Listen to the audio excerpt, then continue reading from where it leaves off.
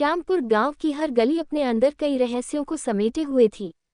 ये गांव अपनी भूतों की कहानियों के लिए दूर दूर तक मशहूर था। गांव के बुजुर्ग अक्सर रात की आग के पास बैठकर इन कहानियों को सुनाते थे। उनमें से सबसे प्रसिद्ध कहानी एक भूतनी की थी, जो हर पूर्णिमा की रात दिखाई देती थी। कहते थे कि वह सफ़ेद साड़ी में लिपटी महल के आसपास मंडराती है। अर्जुन इस कहानी को सुनकर हमेशा सोचता कि क्या सच में ऐसा हो सकता है। अर्जुन के मन में इस भूतनी की सच्चाई जानने की तीव्र इच्छा थी। उसने अपने दोस्तों से कहा, आओ इस बार हम इस भूतनी की सच्चाई का पता लगाएंगे। लेकिन उसके दोस्तों ने डर के मारे उसे अकेला छोड़ दिया। अर्जुन ने हिम्मत जुटाकर अकेले ही इस रहस्य का पता लगाने का निर्णय लिया। भूतनी की सच्चाई का रहस्य। पूर्णिमा की रात धीरे धीरे पास आ रही थी। अर्जुन ने अपनी योजना बनाई और गांव के बाहर स्थित पुराने महल की ओर बढ़ चला। ये वही महल था जो हर भूतिया कहानी का केंद्र था। रात का अंधेरा गहराते ही चांदनी अपनी पूरी चमक के साथ फैल गई। अर्जुन के कदमों की आहट सुनाई दे रही थी, जैसे वह किसी रहस्य की ओर बढ़ रहा हो। महल पहुंचते ही उसे ठंडी हवा का झोंका महसूस हुआ। उसने देखा कि महल की पुरानी सीढ़ी अंधेरे में गुम हो रही थी। अर्जुन ने हिम्मत जुटाकर सीढ़ियां चढ़नी शुरू की। महल के अंदर उसे किसी के रोने की आवाज़ सुनाई दी। यह आवाज़ इतनी दर्द भरी थी कि अर्जुन का कलेजा कांप उठा। उसने धीरे धीरे उस आवाज़ की दिशा में बढ़ना शुरू किया। एक कमरे के अंदर उसे एक साया दिखा। वह सफ़ेद साड़ी में लिपटी एक महिला का साया था।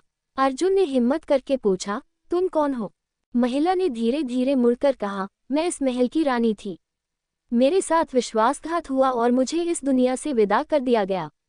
लेकिन मेरी आत्मा को शांति नहीं मिली। अर्जुन ने आत्मा की मदद करने का वादा किया। रानी की आत्मा ने उसे एक तिजोरी का पता बताया, जिसमें उसके जीवन की सारी सच्चाई छुपी हुई थी। अर्जुन ने तिजोरी को ढूंढा और खोलने के बाद उसमें रानी के जीवन से जुड़े कई दस्तावेज पाए। उन दस्तावेजों से पता चला कि रानी के साथ महल के कुछ विश्वासपात्रों ने मिलकर षड्यंत्र किया था। गांव के लिए न्याय। अर्जुन ने ये सारी बातें गांव वालों को बताईं। धीरे धीरे रानी को न्याय दिलाने के प्रयास किए गए और उनकी आत्मा को शांति मिली। भूतनी ने अर्जुन का धन्यवाद किया और हमेशा के लिए महल से विदा हो गई। इस घटना के बाद अर्जुन गांव का हीरो बन गया। गांव के लोग हर पूर्णिमा की रात उत्सव मनाने लगे, जिसमें अर्जुन की बहादुरी और रानी की मुक्ति की कहानी सुनाई जाती। नए रहस्यों की ओर। लेकिन कहानी यही खत्म नहीं हुई। अर्जुन को महसूस हुआ कि महल में अभी भी कई रहस्य छिपे हुए हैं। एक रात उसने फिर से महल जाने का निर्णय लिया। इस बार उसने गांव के कुछ और जिज्ञासु युवकों को अपने साथ चलने के लिए मना लिया। महल के अंदर एक गुप्त दरवाजा मिला, जो पहले कभी किसी ने नहीं देखा था। दरवाजे के अंदर एक सुरंग थी। सुरंग में अर्जुन और उसके साथियों को कुछ पुराने चित्र और दस्तावेज मिले। इन दस्तावेजों में एक और बड़ी साजिश का खुलासा हुआ। पता चला कि रानी के साथ जो विश्वासघात हुआ था, वह महल के अन्य लोगों द्वारा रची गई साजिश थी।